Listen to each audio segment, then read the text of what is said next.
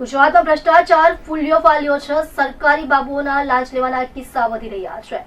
સુરત કોર્પોરેશનના in-charge deputy chief fire officer Ishwar Patel લાંચ લેતા એસીબીના હાથે ઝડપાયા છે. હોટલના ફાયર એનઓસી મેળવવા માટે 1 લાખ રૂપિયાની લાંચ માંગી હતી. આ અંગે એસીબીમાં ફરિયાદ નોંધાઈ હતી, જેને આધારે એસીબીની ટીમે છટકું ગોઠવી મુગલીસરા ફાયર સ્ટેશનના પહેલા માળેથી ઈશ્વર પટેલને રૂપિયા 1 લાખની લાંચ લેતા રંગે હાથ ઝડપ્યા હતા. આ ઘટનાને પગલે સુરત ફાયર વિભાગમાં ફફડાટ ફેલાયો છે.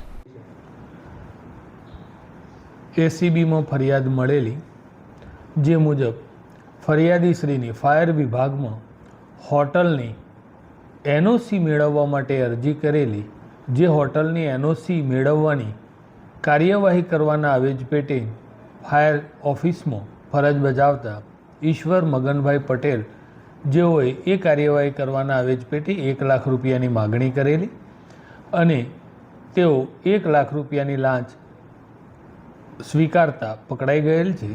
તેઓ વિરુદ્ધ કાયદેસર કાર્યવાહી હાથ ધરી ગુનો રજીસ્ટર કરવામાં આવેલ છે અને આગળની કાર્યવાહી હાથ ધરેલી છે. લાંચ સર શેના માટે માંગવામાં આવી હતી સર? હોટલની એનઓસી મેળવવા માટે, ફાયર એનઓસી મેળવવા માટે આ લાંચની માગણી કરેલી. અને આ ઈશ્વરભાઈ 1999થી ફાયર વિભાગમાં ફરજ બજાવે છે, જેઓનો અંદાજિત પગાર 95,000 આસપાસ છે.